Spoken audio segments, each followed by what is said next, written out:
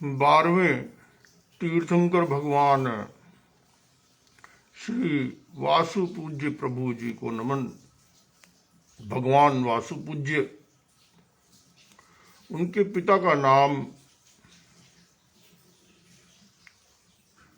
वसु पूज्य था और माता का नाम श्यामा। उनके पिता आयुष्य पूर्ण कर साधना कर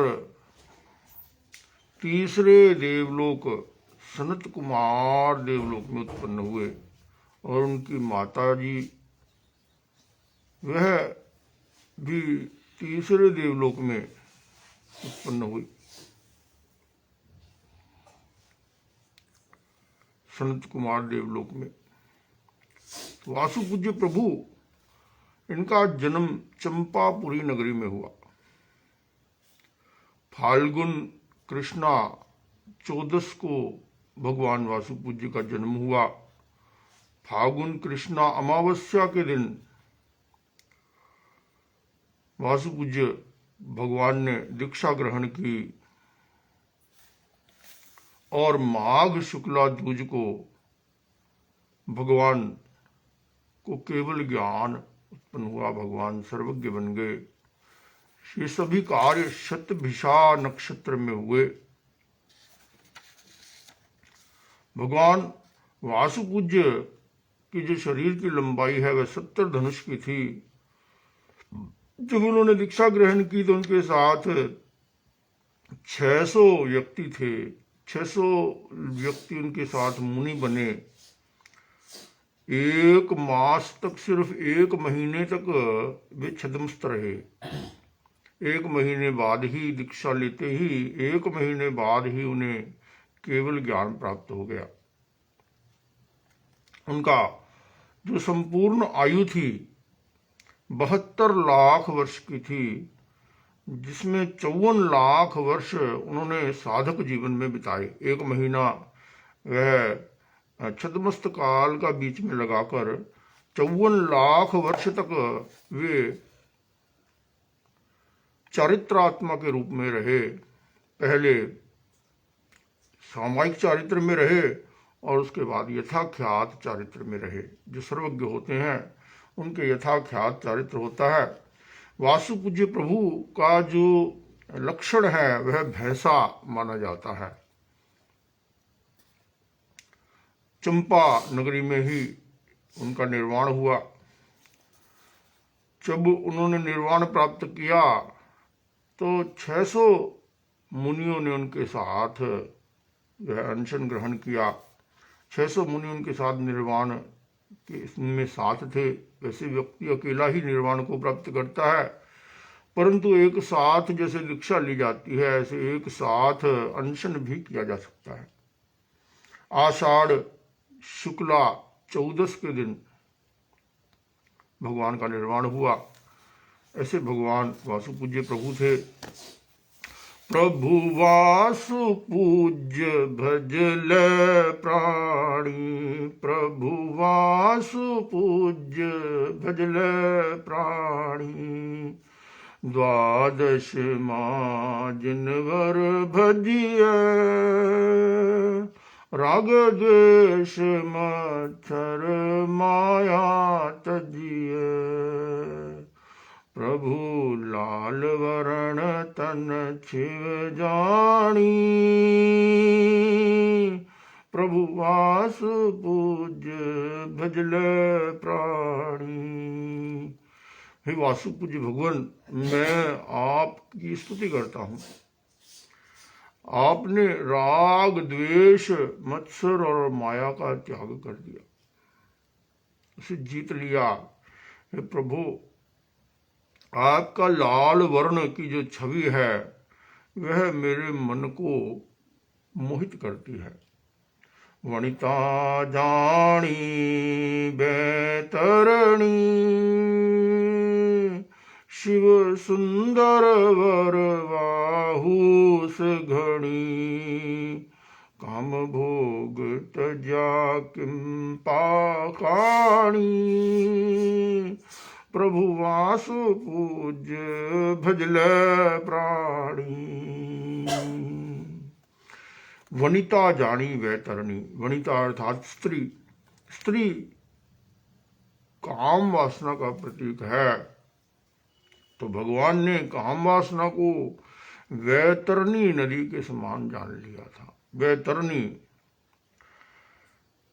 नरक भूमि में वैतरणी नदी का भी वर्णन आता है, और वैतरणी नामक परमाधामी देव भी होते हैं। तो जिस प्रकार से वैतरणी दुखदायी है, दुख देने वाली है, इसी प्रकार से उन्होंने काम वासना को जाना कि काम वासना जो है वह दुख उत्पन्न करने वाली है। और काम वासना को जीतने के लिए शिव सुंदर वरवा हुस घनी, उन्हें शिव गति के प्रति आकर्षण, मोक्ष का जो आकर्षण है, मुमुक्षा भाव है, वह काम वासना को जीतने में सहायक होता है। प्रतिपक्ष भावना, जैन दर्शन में कहा प्रतिपक्ष भावना भाव, जिस भाव को तुम जीतना चाहते हो उससे प्रतिपक्ष भाव की आराधना करो। तो मोक्ष मुमुक्षा भाव है, जो वैराग्य भाव मुमुक्षा भाव है, वह राग को जीतने में सहायक होता है। भगवान ने काम भोग को जाना कि ये काम भोग जो है ये किंपाक फल के समान है। ऐसा जानकर उन्होंने काम भोगों का त्याग कर दिया कि ये प्रवृत्ति काल में, भोग काल में सुख देते हैं, परंतु परिणाम काल में दुख देते हैं। अंजन मंजन स्यों अलगा, बलि पुष्प विलेपन नहीं विलगा, कर्म काट्या ध्यान मुद्रा ठाणी, प्रभु वासु पूज्य भजले प्राणी। भगवान सभी प्रकार के श्रृंगार से मुक्त थे। व्यक्ति शरीर का श्रृंगार करता है, शरीर को सुंदर बनाने के लिए, शरीर को आकर्षक बनाने के लिए विभिन्न प्रकार के परफ्यूम्स का प्रयोग करता है, विभिन्न प्रकार की श्रृंगार सामग्री का उपयोग करता है। पर भगवान तो अपनी आत्मा का सौंदर्य प्रकट करने की दिशा में उद्यत थे। कर्मों को काट कर भगवान ध्यान मुद्रा में स्थित हो गए, आत्मा के ध्यान में, धर्म ध्यान में भी स्थित हो गए। इंद्र थकी अधिकाओ पे,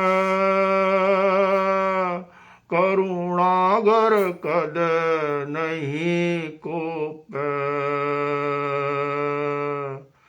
इंद्र थकी अधिकाओ पे, करुणागर कद नहीं को पे।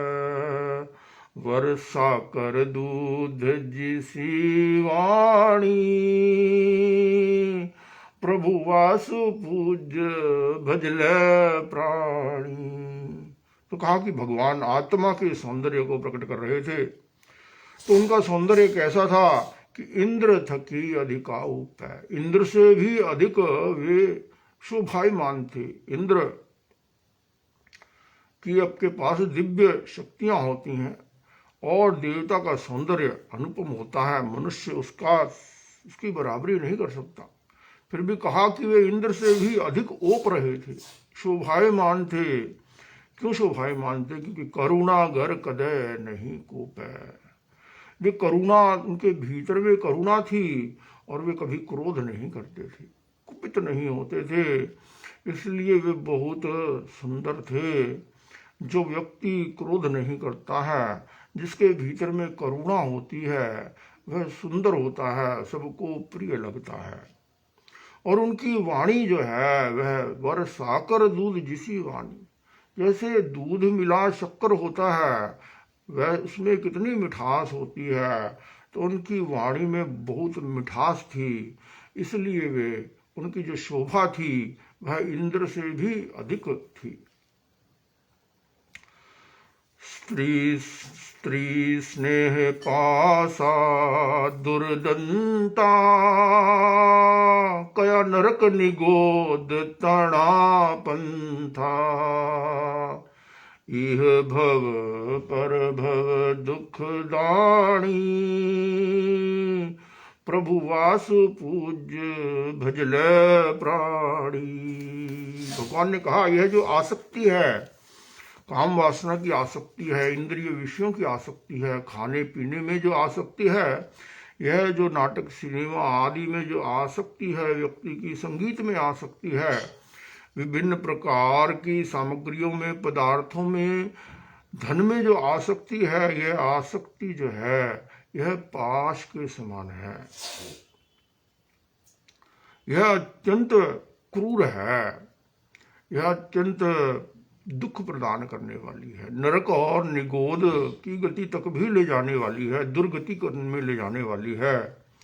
यह जो आसक्ति है, आसक्ति के कारण जीव इस भव में भी विभिन्न प्रकार के कष्ट भोगता है, रोग भोगता है और विभिन्न प्रकार की मानसिक समस्याओं का सामना करना पड़ता है, विभिन्न प्रकार के विघ्न, बाधा और कष्टों का सामना करना पड़ता है और परभव संबंधी आत्मिक दुखों का भी अनुभव करता है और परभव में भी उसकी दुर्गति होती है।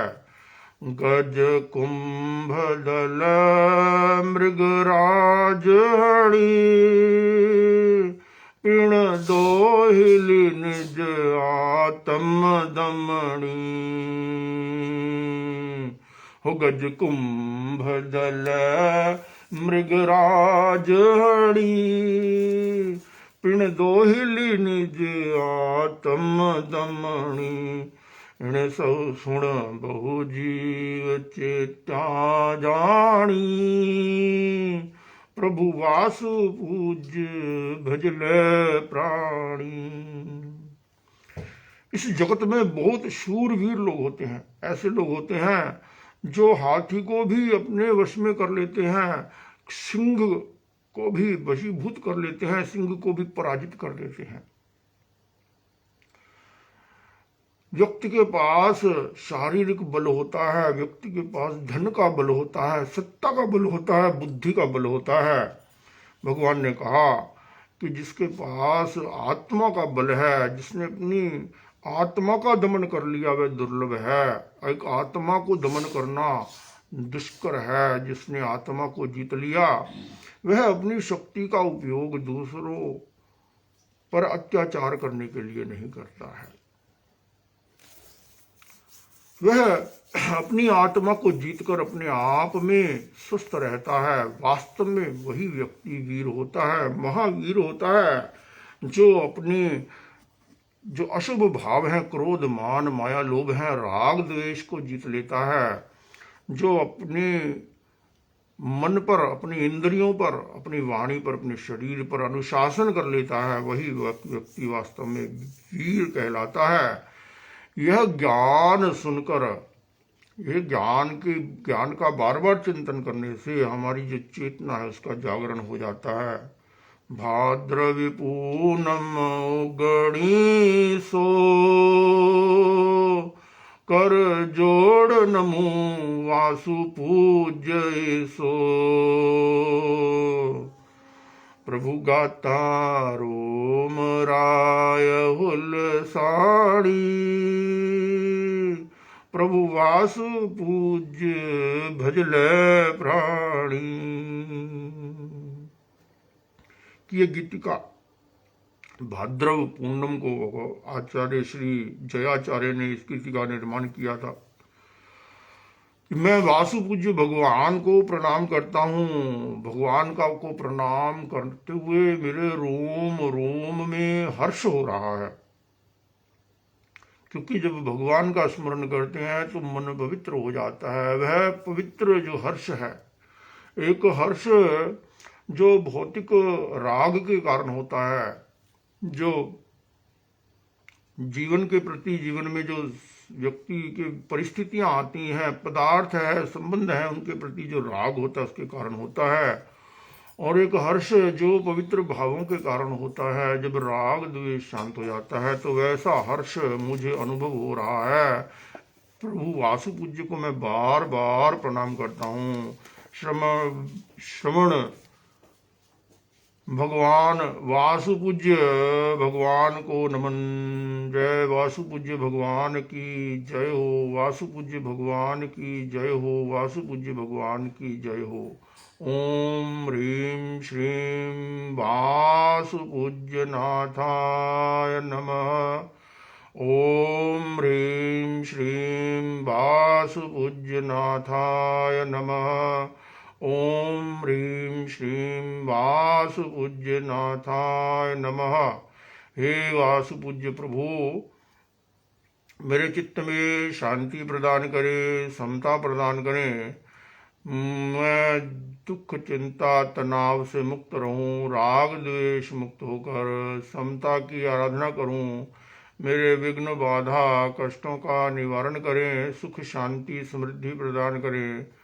ओम श्री वासुपूज्य नाथाय नमः। ओम श्री वासुपूज्य नाथाय नमः। ओम श्री वासुपूज्य नाथाय नमः।